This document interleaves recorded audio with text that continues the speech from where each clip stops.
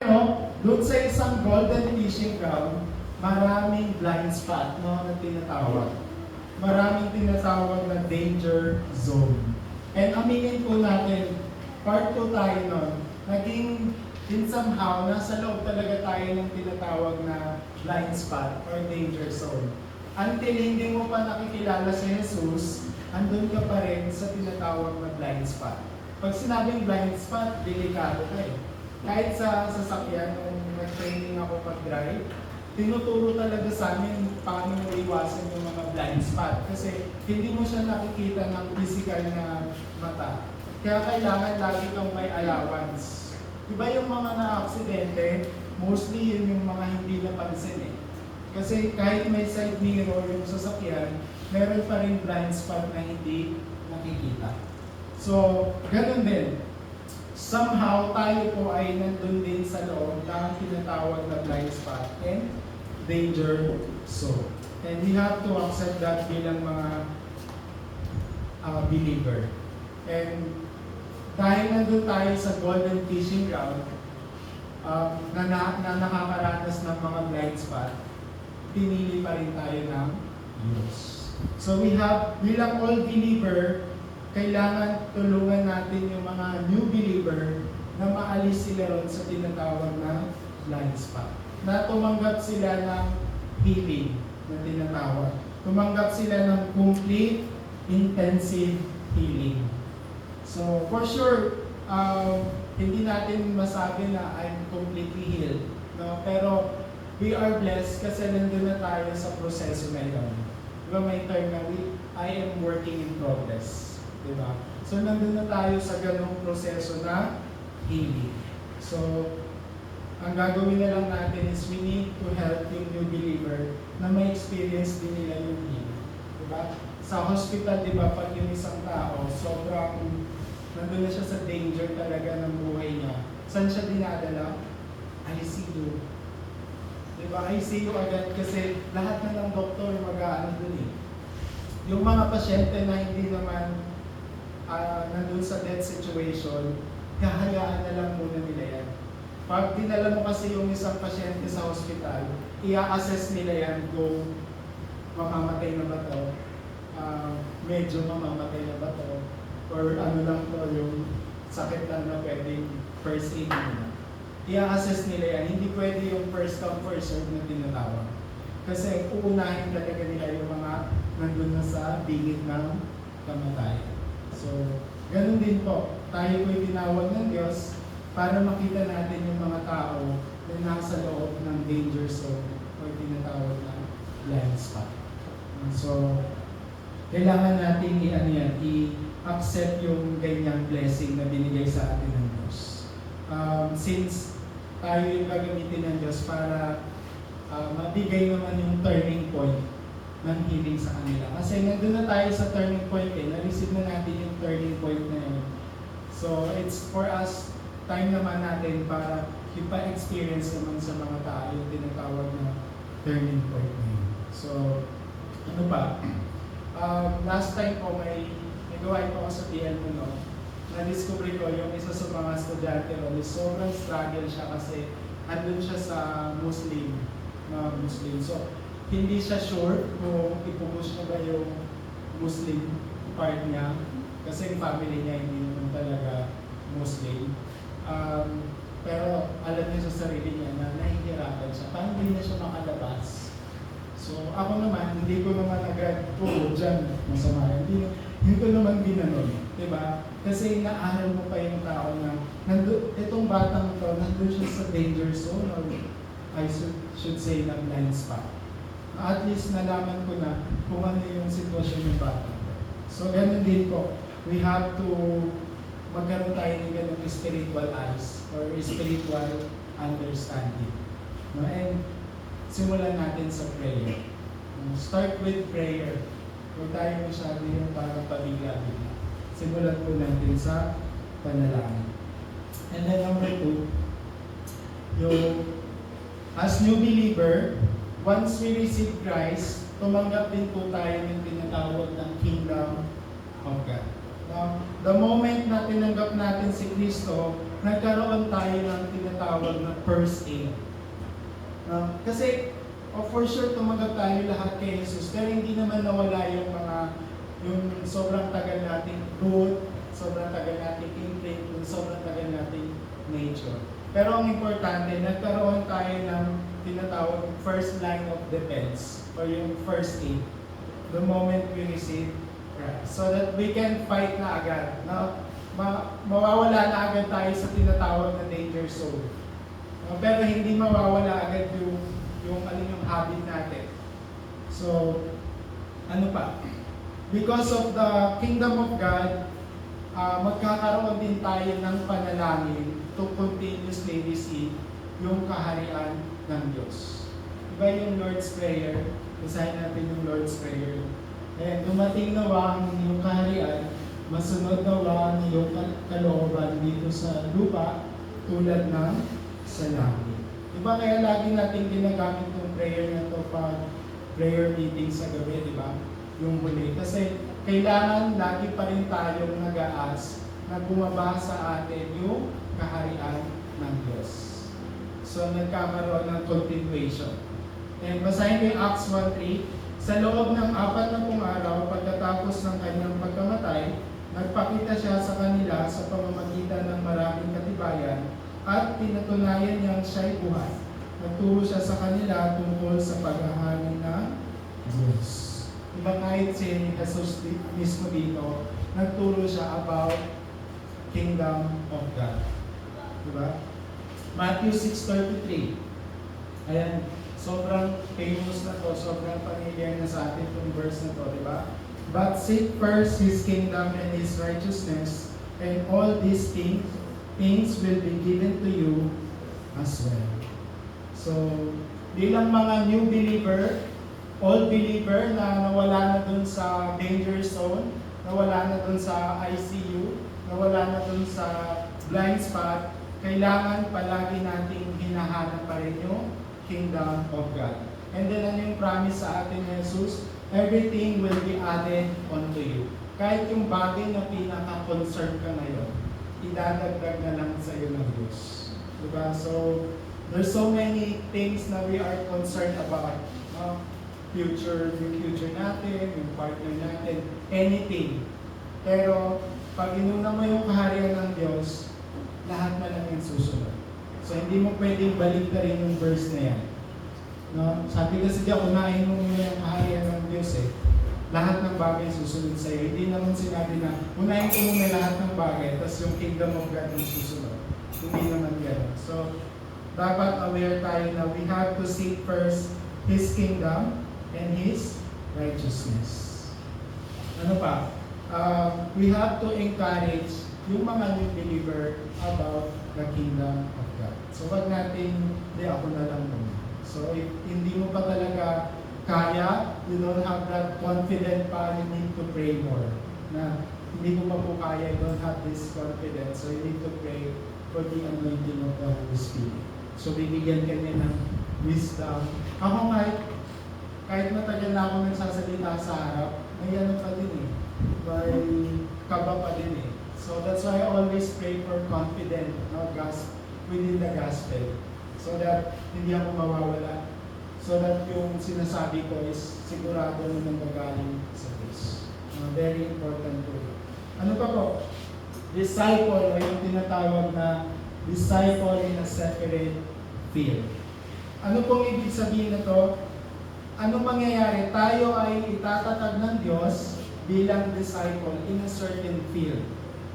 Maganda na isang ang disciple, tapos marami kang napupuntahan, okay din yun if God allowed you na ganyan. Pero okay din na ilalagay ka ng Diyos sa isang lugar kung saan ka talaga magiging effective.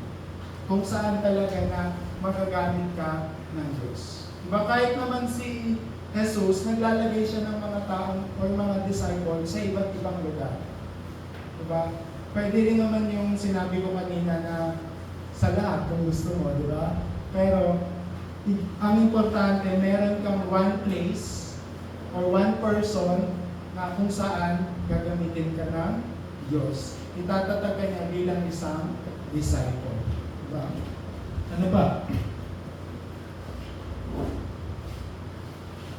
Number 2. So ano yung main reason? Ano yung main reason bakit nawala tayo sa blind spot? Ano yung main reason na wala tayo sa danger zone? Ano yung main reason bakit i-establish tayo ng Diyos bilang isang disciple in a separate field? Ito, very basic, to solve yung original problems. Diba? Yung fruit. Diba? Hindi kasi natapos sa original problem, nagkaroon pa yun ng bunga. So, yun yung main reason bakit tayo ay tinawag ng Diyos bilang new believer or old believer to solve yung original problems. Yung Nephilim. Lagi natin naririnig po yung Nephilim movement, yung religious organization, and then yung worldly practice. Lahat po kasi ito, andyan eh. Kahit saan ka pumunta, makikita mo yung ganitong mga practice. Kumbaga, hindi na yan naitatago. Sobrang obvious na po na nangyayari yung ganitong mga movement. So, lahat ng ito, ginagamit po ni Satan para yung tao ilagay sa mga danger zone. Lahat ng bagay na ito, yung worldly things, ginagamit po ni Satan para ilagay yung tao sa blind spot. Blind spot o yung dead end. Diba? Ano pa? Yung culture. Kasi, sobrang sobrang tempting ba yung term doon? Sobrang nakakatukso yung mga culture ngayon. Sobrang nakaka-happy yung mga bagay na ginagamit ni Satan ngayon, to the point na kahit yung anak ng Diyos, nahihirapan ng i-resist. Diba? What if yung mga hindi tumanggap kay Jesus? Diba? Kahit i-resist nila, hindi nila kakayanin. So, anong tawag doon? Yung trap yun ni Satan. It's a trap. Sabi nga, diba? It's a trap. Pag magpapakain tayo sa worldly practice. So, biyasan ko yung mga nanay doon, sobrang dami nila pag may last time pinabigay si Imok sa mundo. Ang aga po nila. Diba? Ang aga po nila. Kasi sila na yung nagbukas ng church. Diba? I mean, hindi man po nakakatawa, pero it happens po talaga. Na pag minsan gusto ko na nga pong mang-prank doon. Nabigayin po tayo ng bigas, isang kabang. Diba? So, siguro takbuhan yun, diba? So, minsan naabot na po ako sa point na gano'n. Ay, sorry po, hindi po natuloy. Diba? So, wala na, nandun na sila sa worship. So, pero pag minsan susunduin mo pa, worship na po, tapos minsan parang walang narinig. Diba? So, ganun po yung culture ngayon. Nangyayari na po talaga yung ganitong klase ng culture. So, we have to resolve this. Tawag po doon cancer. Cancer. Si Satan po yung cancer ng lipunan. Yung cancer, mahirap pong gamutin yung cancer. 1 John 2:15 hanggang 16. Basahin ko na lang yung part ng naka-block. Do not love the world or anything in the world. The lust of the flesh, the lust of the eyes, and the pride of life. Not from the Father, but from the world. So, huwag nating mahalin ang kultura, yung practice ng mundo ito. May choice ka naman, pero do not love, sabi sa salita ng Diyos. Number 3. Ayan, so, verses talaga yun, pinalitan ko na lang ng 4. So, yung piliin natin kung ano yung according sa ating identity, according sa ating authority. So, it can be yung Nephilim movement o yung work of the Holy Spirit. It can be yung darkness, mag-stay ka sa darkness, your choice, or mag-stay ka sa liwanag ni Cristo. Diba? It can be yung tinatawag na transcendental meditation o yung holy meditation. So maraming klase ng meditation ngayon. Pero tayo, bilang anak ng Diyos, andun tayo sa holy meditation. Naalala niyo pa? Yung morning, yung daytime, and yung night. Diba? Sa morning, you have to realistically pray. Sa night, you have to change and connect everything sa day pala, sa prayer. And sa night, you have to confirm your answer. Yun yung tinatawag na holy meditation. Diba? Yung transcendental meditation, ang likod niyan si Satan. So you have to be very careful. No? And lahat po ito nagiging normal na. Nagiging normalized na rin siya. Diba? Pero yung sad truth po, mas lumalakas sila. Mas dumadami sila. Mas nag-upgrade sila. Mas nag-update sila. And sad truth din po, yung church minsan nagiging mahina.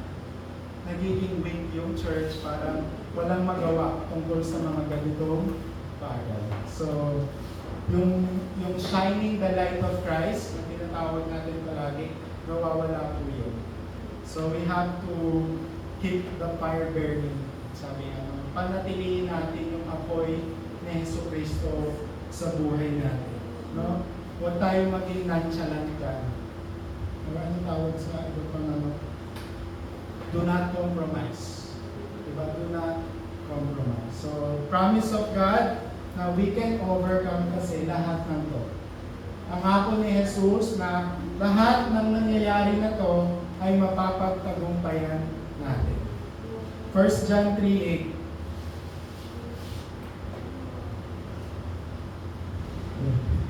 First John 3:8. Ayan. So, the reason the Son of God appeared was to destroy the devil's work. Diba? Yun yung dahilan bakit si Jesus ay nasa atin, kasi we have to destroy yung devil's work. So, yun po yung pinaka-importante. And si Jesus na to, si Kristo na to ay nasa iyo na. All you have to do is to use that authority. And kanina binasa na natin yung Mark 3:13-15. Sabi dyan sa dulo, have authority to drive out demons. And yung last, Luke 10:19, I have given you authority to trample on snakes and scorpions and to overcome all the power of the enemy. Nothing will harm you. So, hindi ka mapapahamak. No, kahit tapakan mo pa yung ahas. Kagabi na naginip ako, nagat ako ng ahas. Hindi ko alam kung bakit. Pero wala namang nangyari sa akin. Diba? So, scorpion. Diba? Walang mangyayari sa akin. And sa ating May, May pa lang. So, mabilis na lang yung May. Lagi mahaba yung intro eh. So, wala akong magagawa. No? Pero yes, mabilis na lang po yung May. So, ano yung kailangan natin gawin? You have to confirm your authority. Lagi mo siyang i-confirm. Ano ba yung kaya kong gawin? Ano ba yung kapangyarihan ko? Ano ba yung aking identity? Ano yung authority na yun? To raise yourself as watchmen. So, itaas mo palagi yung sarili mo bilang isang tagapagbantay. No, hindi yung bantay na patulog-tulog. Diba? Yung mga gwardiya, diba? Lagi silang nakatayo. Kaya ayaw kong mag-gwardiya, nakatayo ka maghapon. Bakit? Kasi pag may emergency, hindi ka pwedeng ma-delay. Kailangan handa ka na agad. Kaya etiquette or basic rules sa gwardiya is nakatayo. Tapos palaging nagmamasid. Diba? Kaya, kala mo yung mga gwardiya, ano lang sila eh. Kala mo parang wala silang ginagawa. Pero yung mata nila, laging umiikot. Sa SM, nag-work po ako sa SM 2011, Pagger.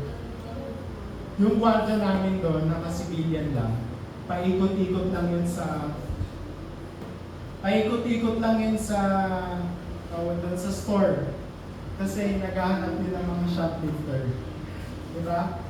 Tapos, pag may sakuna, one time nagkaroon ng sunog, so iraradyo lang. So sila talaga yung unang nakakakita kasi nagbabantay sila, hindi lang sa mga nagnanakaw, kundi sa buong store. So lahat ng empleyado, alerto. Magraradyo na yun, code lang. code number 5. So yung mga cashier, handa na may magbabayad ng fake money. So kabado na yung mga cashier kasi pag sa kanila yung nakalusot, bawas sa sahod nila yun. So ganun ka yung mga gwardiya, alam na nila, meron nag-shoplifter. So i-announce na yun sa, may nag-announce sa code lang. So alam na rin namin na may nagnakaw daw. Pero hindi kami pwede mag-isa para mahuli pa din yung nagnakaw. So dapat tayo ay maging isang watchman na nagbabantay. Ano ba? Yung watchman na may assurance about your prayer that transcend time and space. Dapat alam mo na bilang isang watchman, yung panalangin ko, lumalagpas yan kahit saan. Yung panalangin ko, posible yan. Yung panalangin ko, 100%, ang sasagot yan ay ang Diyos. So yun po yung blessing of transcending time and space. And then yung blessing of unprecedented and never repeated answer. So ipaparana sa Diyos, ng Diyos sa iyo yung kasagutan na ikaw lang yung makaka-experience. Yung hindi mo inaasahan. Yung sabi ko kanina, masyashock ka na lang na ipaparana sa iyo ng Diyos. Number 2, tayo ay tatatag ng Diyos bilang watchman that takes the journey. So, anong ibig sabihin na to? Yung watchman that shines the light. Diba? We have to pray na bilang mga new believer, old believer, na palagi tayo nasa loob ng journey. Diba last Sunday na-share ko, pag ikaw anak ka ng Diyos, natumba ka sa isang barko, okay ka lang. Nandun ka pa sa loob ng barko eh. Pero pag ikaw nagulas ka, nahulog ka sa labas ng barko, diba? Hindi ka na magiging okay. Diba? So, importante po na lagi po tayo nasa loob ng tinatawag na journey. Diba yung mga nagtatravel, lagi silang may ilaw. Diba? Kahit sasakyan eh. Yung simple na lang na sasakyan, pag nag-brake ka, ilaw yung likod ng sasakyan mo. For safety. For safety. So, para sa safety natin, and then sa safety ng ibang tao na nandun sa danger zone, kailangan lagi tayong may liwanag. Shine the light of Christ. Ano pa? Yung tinatawag po nating pilgrim's journey. So habang nandun tayo sa journey na binigay sa atin ng Diyos, we have to accept everything. Bad situation, good situation, low, high, we have to accept everything. Now, kahit naman sa pag bumiyahe ka, hindi naman palaging patag yung dadaanan mo eh. Hindi naman straight lang yung dadaanan mo, na-relax ka lang. Dadaan ka talaga sa mga way na hindi madaling daanan. So, ganun din po. Bilang watchmen na nasa loob ng journey, we need to travel kagaya ng isang pilgrims. And last na po, watchmen that save life. Save lives. So, watchmen na nagsisave po ng new believers. So, yung isang lighthouse po, di ba? Pag nakakita yan ng isang aksidente sa dagat, hindi siya pwedeng tumingin lang. Kung sino man yung nagbabantay dun sa lighthouse na yun. Hindi niya pwedeng tingnan lang. Kailangan siyang pumunta doon para iligtas. Kailangan may gawin siya para iligtas kung may lumulubog na doon, kung may nalulunod na doon. So, ganun po. Tayo po, hindi po tayo pwedeng nakatingin lang. Kailangan meron tayong gawin. Hindi tayo pwedeng ay okay na yan. Kaya na nila yung sarili. Okay na to. So, hindi pwedeng gano'n. No? It's your time to shine. Pag nakikita mo yung mga tao na nalulunod na dun sa trap ni Satan, nakita mo yung mga tao na parang nandun na sila sa danger zone, kailangan mo na agad umaksyon. If hindi mo kaya, tawagin mo. Diba, tawagin mo kami. Isang ano niya lang po. So ako po ngayon, since bago yung ministry natin sa PL Mode, ako po talaga yung nag-a-adjust sa schedule. minsan on the spot, ay hindi ko pala pwede ngayon na lang. When yung schedule ako sa Biaso. So, pupunta talaga ako kasi andun pa tayo sa parang turning point ng PNO ministry. Kailangan ko talagang mag-adjust. So, ganun din po. If kailangan nating mag-adjust sa mga bagay to save lives, why not? Diba? Why not? Kahit sila this week, minessage ko sila for Darap Camp. Medyo sobrang gulo ng schedule. Nag-ilang change. So, I try my best naman para makapag-adjust sa schedule. Yung ending hindi ko natuloy. Diba? Pero at least, sinubukan natin matuloy yung bagay that can save lives. So, ganun po. We need to adjust bilang mga watchmen. And last na po conclusion. Ayan. So, David. So, si David po, nagkaroon siya ng very important prayer. Hindi ko na po babasahin yung Psalms 103, but siguro I can ask you bilang assignment. Nagkaroon siya ng ganitong panalangin so that he know paano niya mawasakin yung work ni Satan. So, if you have time, please meditate ko yung Awit 103 buong chapter. Basahin natin yung ilang part lang.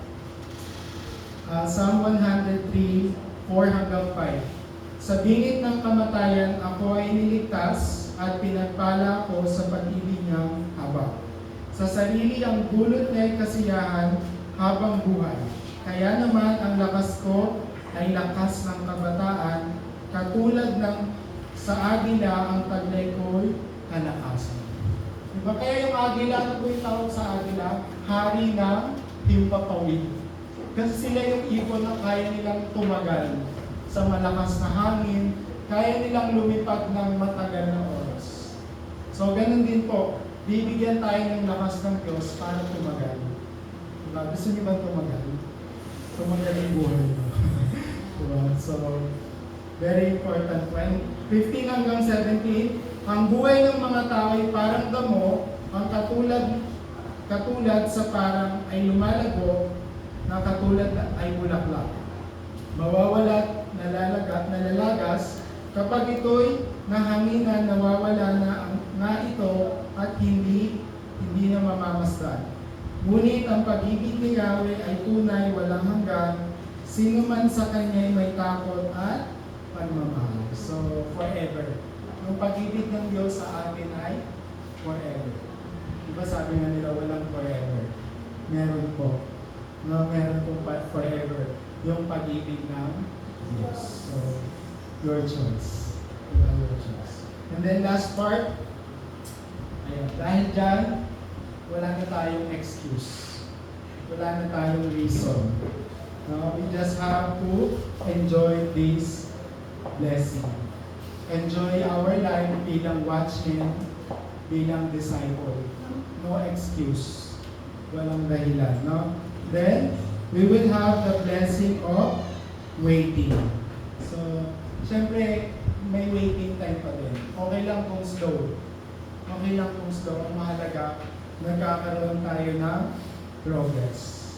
Progress saan? To save one person, one people, one place. Kaya, no? Possible. Diba? So, very important na, for sure we have a lot of friends. Marami tayong kilala. Diba? Just do one person. One person, one place. And bibigyan tayo ng Diyos ng challenge. Ano ba yung gusto nyong challenge? Ano yung gusto nyong pagsubok na gusto nyong simulan ngayon? Diba? So, we are not average Christian. We are not average believers. We are disciple. No? We are not Sunday believers or Sunday Christian. We are disciples. Magamitin tayo ng Diyos to save one people, one place. And promise nga, sasamahan tayo 24 hours. So, let's accept this challenge. Sabi nga, accept the challenge. Amen? Amen. So with that, let's all pray. Let's all stand.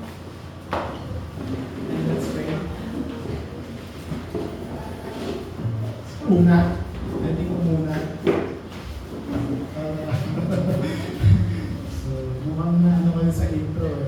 No? Pwede tayo muna. But importantly, let's accept the challenge. No, very important na since tinawag tayo ng Diyos sa loob ng golden fishing ground.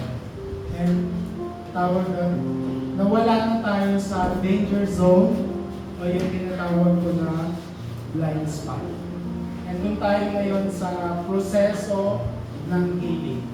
Working in progress. No? So, let's just continuously pray na palaging bumaba sa atin yung kingdom of God. So that gagamitin tayo ng Diyos to solve yung fundamental problems, to overcome yung napakaraming movement, to overcome yung worldly practice, Nephilim, o yung culture, satanic culture. So, very important, we have to accept all that we are called to be a watchman that saves lives. Save muna natin yung sarili natin.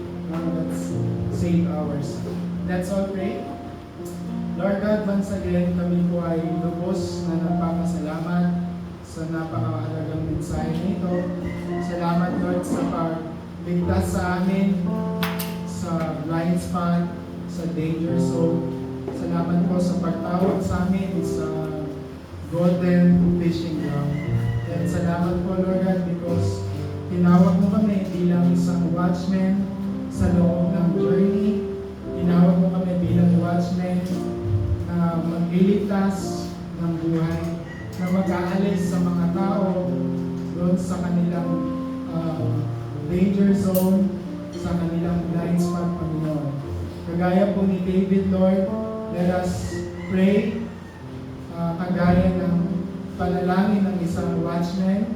May you continuously establish us bilang isang tunay na bantay ng mundo ito, Panginoon. Salamat po, Lord God, for giving us the authority, giving us the identity na tapakan, lulugin po yung pagkilos ng Satanas sa aming mga buhay.